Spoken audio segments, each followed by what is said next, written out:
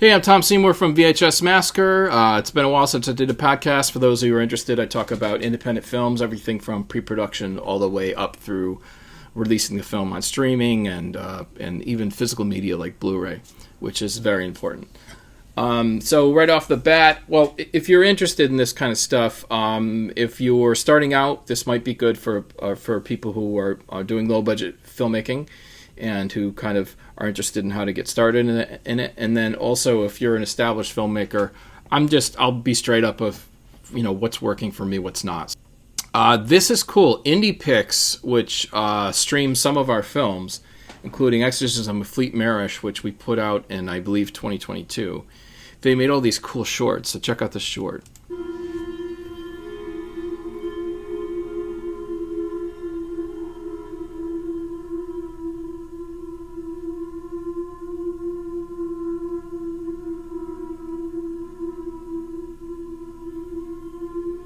So, IndiePix, very cool. The cool thing about this is multiple clips of Debbie Rochon in this film, who's a dear friend and an awesome, actor and producer. It says Debbie Rochon's masterclass film in Exorcism Fleet Marish. So that was cool for both of us because, it describes her performance as sort of a masterclass in acting, which is pretty awesome. And then, that's a little street cred for me. So anyway, we love IndiePix. So the second thing is we just completed the film festival run for American Expendables. This was a no-budget feature-length documentary about North American Pictures film catalog, so we called it American Expendables, and it talks about Cynthia Rothrock and Billy Blanks. These are direct-to-video martial arts film stars, and how their importance kind of seeps into the culture. So I thought it was it's about action films, but there's a little of it's a little more in depth. So anyway, this was a film I was very unsure about. Actually, Trauma, who I love Lloyd Kaufman, love Trauma, love those dudes. They put out my the documentaries I'm most famous for, VHS Massacre and VHS Massacre 2. Which were huge hits for them and actually were like so successful they pushed into the mainstream, being on like Peacock TV, NBC Universal, and Mubi and Tubi and Prime and Apple TV and all that stuff. Won 30 awards. So that was the thing. That's probably what I'm most known for even today. So, special thanks to Trauma. They couldn't take American Expendables because of their release schedule. So we had to put it out through NVD, which I love NVD. We were delighted, but we weren't sure that it was going to hit the audience in the same way. And no, it actually did well. It won Best Documentary at San Francisco Indie Fest, their genre festival called Another Hole in the Head, which is under their flag. It won Best Doc, which was a huge deal. And for Tim Kulig and I, who do these films together, it was kind of an indicator that we could stand on our own to some degree. But that's not to say we still love Trauma and Lloyd and talk to those guys all that stuff. And definitely the film has Lloyd in it, and it has John Brennan from Last Drive-In, and it has Debbie. And so anyway, so that was a really good indicator. Statistically, over a 50% selection rate because we entered a few festivals outside of this, including Tally Awards. 26 total, 13 selections, 8 wins, 30% win ratio, which is not bad. I mean, most people have a 30% selection ratio. So this was accomplished by entering film festivals that were very specific of that I thought would play something like this. Did they like retro stuff? Did they like VHS stuff? Did they like video store era stuff? Action films. So in result, there was only a few festivals that were top, like Austin Film Festival. Like I didn't bother with Sundance and Slam Dance and all that. Those are mostly corporate events. Those films are mostly sold and have distribution deals, and it's not really it's not really a festival. It's more of a corporate event. But within the genre, San Francisco Indie Fest, that is a top genre film festival. You have like places like Chicago Horror, which is top.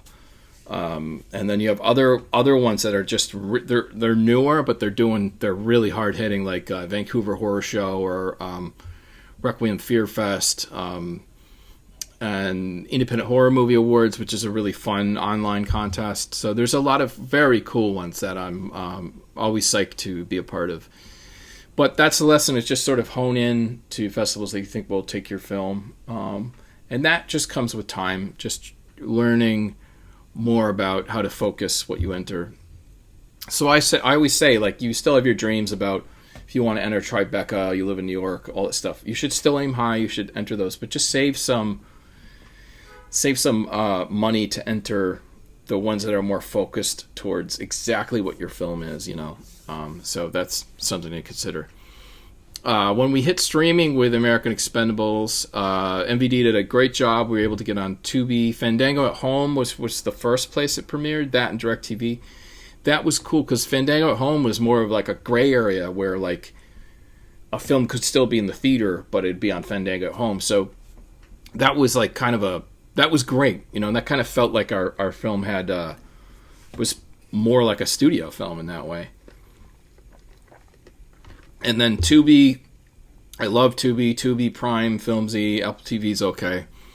And so, you know, with the VHS Massacre documentaries, putting them out through Troma, they did get on some of these higher profile streaming sites like NBC Universal, Peacock TV, and stuff like that. And Mubi, which was a cool like art house one. But MVD can kind of do a lot of similar stuff. Yeah, you know, film distribution, really just look, you know, always look at the companies, look at what they do and where they get their films put out. Love Troma, love Lloyd, you know, but it was great to see that, and they're still very supportive. Troma and Lloyd are very supportive, even though like American Expendables wasn't put out through them. They'll still retweet and do stuff like that. So I you know, it's very sweet, you know. So shout out to Lloyd and Troma and all the gang. This is something I blogged about. Was, you know, could we do an American Expendables 2? We'd have to find a different catalog. So that's something that, you know, maybe it's good to have like these additional ideas, you know, especially as, you know, a filmmaker. Well, you know, what can I do given my resources? So American Expendables, it really just started streaming, so it remains to be seen how much it's gonna you know, hit the public and will it have legs. Like the VHS Massacre films, people were watching them 5-6 years after they came out, so like that's why there was a part 2, you know. And I'll get into more news about that later. But so American Expendables 2, it's a possibility. The cool thing is I would just, you know, find a different catalog and do the same thing on them. So that could be a cool idea. Okay, the thing I've been talking about a little, but not much, is this documentary called Video Dreams.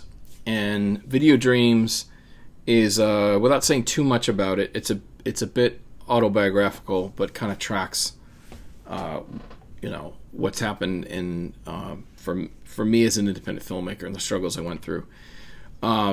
What is interesting is although it's kind of chronological, where it ends up is modern times, which means it goes from some of my older films all the way through to my newer films. So that means it's going to include the time period in which VHS Massacre and VHS Massacre 2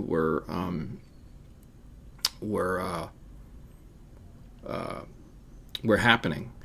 And what should be cool for people who are interested and like those VHS Massacre documentaries is that this will include footage from VHS Massacre 1 and VHS Massacre 2, which has never been seen. So it's not new footage per se, but it's new to the audience because it's raw footage that wasn't used or stuff that was cut out. It's not all you know, like loose ends. It's just stuff that didn't make the cut. Like this is an example where like we interviewed Ken outside of the Blockbuster and we interviewed myself. We didn't end up using my part. We ended up using Ken's part. But then there's a section where I'm talking about, this is the last Blockbuster video in Queens when it closed. I believe this is 2012. And I'm talking about the sort of this struggle with Blockbuster where in one sense it was like the crown jewel for a direct-to-video filmmaker to be in Blockbuster. At the same sense, it's kind of unforgivable what Blockbuster did to the mom and pop video stores. So this is like an example of like footage that's never been seen. And it's very interesting now. I think this actual building is part of a school. And then it was an auto parts store just down the block, which is on the same block. So I thought it was interesting. Other thing, too, is, when Kim's video shut down, I actually found a bunch of video of Kim's that, wonder if I can go back here. There's a bunch of video at Kim's that we didn't use in the VHS Massacre films. So there's going to be a bunch of stuff in there that you may really get a kick out of. And as the documentary is developed, because I'll just give you my feelings about this. When I started this sort of archival documentary called Video Dreams, I knew it would eventually go up in time chronologically to hit these films, but these films end up being kind of the last piece of the documentary, and it occurred to me this is kind of a low-key prequel to the VHS Massacre docs. And so I thought, actually, what this would be called is Video Dreams, a VHS Massacre Story. Because it is a standalone, you don't need to have seen the VHS Massacre films, but at the same time, the film up into the first VHS Massacre. No, it's really interesting, and a bunch of other films like that. So, I think it will be fascinating. Fascinating is essentially 3 decades of filmmaking, chronologically squeezed into about like 80 minutes, and that should be. I think that will be fascinating enough, because you're seeing years go by in like 30 seconds. And by the end of the film, you're like, wow, that was 30 years, So hopefully I think it's going to be good. So yeah, this is my low-key way of saying that Video Dreams, is kind of like a VHS Massacre sequel, prequel. I'm kind of sticking it at the tail end of this video. I'm not sure how many people I want to know about this exactly, and the film is like a real mess. It has to be cleaned up. Even this shot, was not in here. This is interior of the last Blockbuster, and actually it was fascinating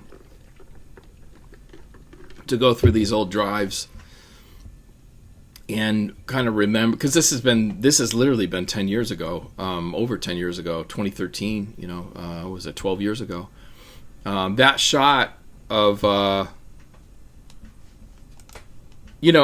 some people are not going to find this interesting, but some will, because you can't get this footage anymore. This is inside of a Blockbuster video in 2012. The amount of footage like this is very limited, so it actually might be interesting.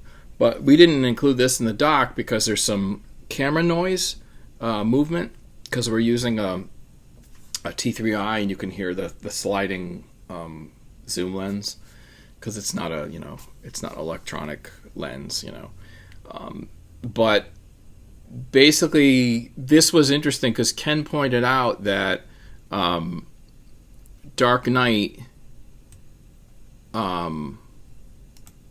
they were pre-selling Dark Knight, and so he's like, well, it's going to be open at least another month because they pre-sold these Dark Knight films, but not long after they went under, and it was definitely a mixed feeling because